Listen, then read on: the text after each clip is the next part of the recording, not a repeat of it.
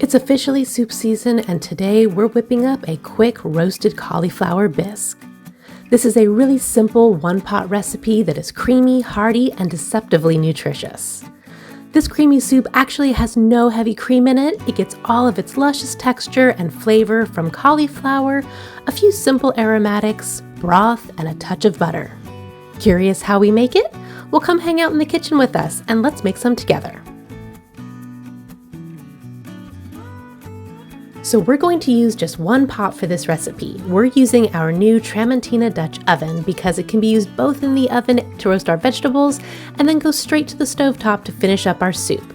No need to roast the veggies on a separate tray.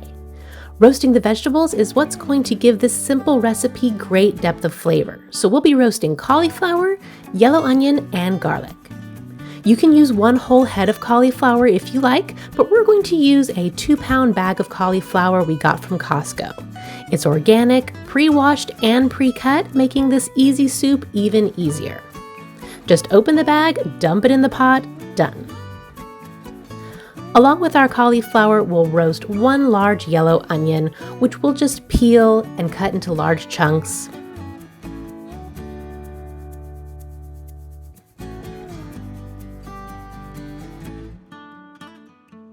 Then toss it in with our cauliflower.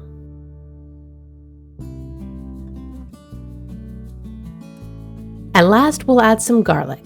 Now, how much garlic is entirely up to you. We're going to make ours nice and garlicky by using a whole head of garlic.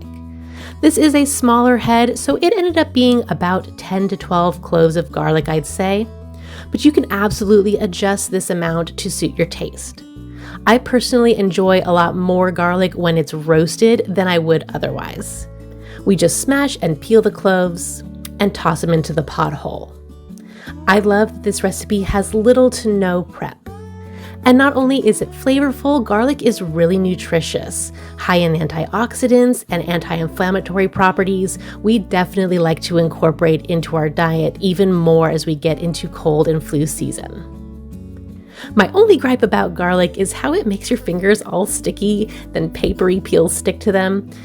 Oh well, I'll give them an occasional rinse and carry on.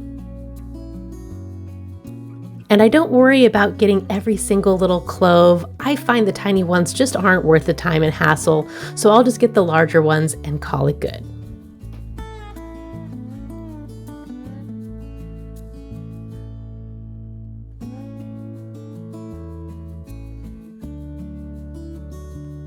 Next, we'll add a few tablespoons of good olive oil to our pot.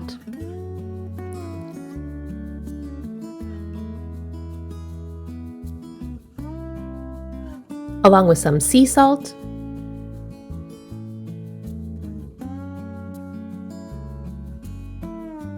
and black pepper.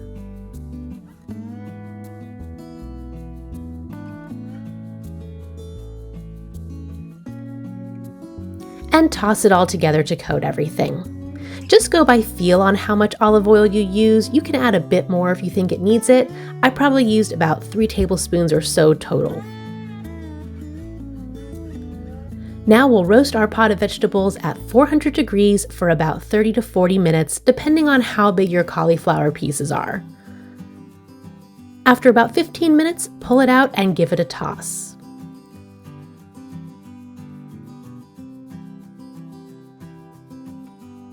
Then back into the oven to finish cooking.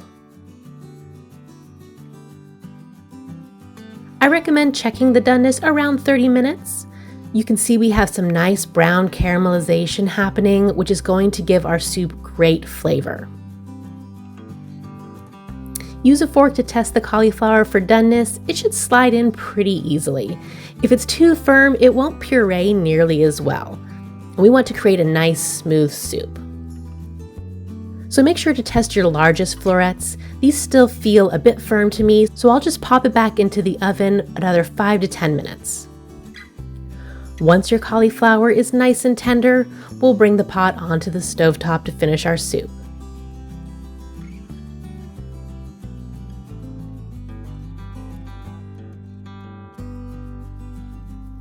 Now we'll add 4 cups of liquid. You can use chicken broth or vegetable broth, but I like to use water and better than bouillon. Not only does this jar of bouillon take up far less space in my pantry than cartons of broth, but I like that I can adjust the level of flavor so easily. By adding a little extra bouillon, you can intensify the flavor without adding too much liquid. So usually to equate broth, you would use 1 teaspoon of bouillon per cup of water. I like to round that up a bit for a nice full flavor, so I'm adding a heaping tablespoonful. And now we'll puree our soup. You can use a pitcher blender, but I'm using our KitchenAid immersion blender. I prefer to use the immersion blender for hot foods because it's made of stainless steel. Most blenders are made of plastic, and when you use it with hot foods, that plastic has toxins in it which can leach into your food. So in the spirit of trying to be health conscious as well as having less dishes to wash, I'm using the immersion blender. I will say though that a pitcher blender would produce a slightly smoother product, so that may be a factor to consider if you want your bisque super duper smooth.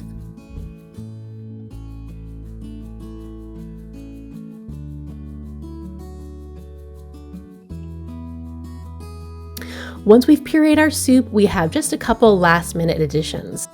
We'll add a few tablespoons of butter. This is going to give our soup a bit of extra lusciousness without adding a bunch of heavy cream. I'm adding about 3 tablespoons, but again, you can adjust that to your taste.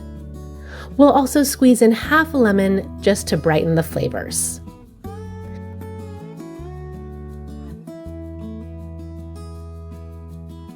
Now we'll let this come to a simmer over a low heat to warm everything through, and our roasted cauliflower bisque is ready when we are. Don't forget to give it a taste to make sure it's seasoned to your liking. If you wanted to give it even more flavor, you could add some red pepper flakes for spice, or freshly grated pecorino romano cheese for a bit of nuttiness.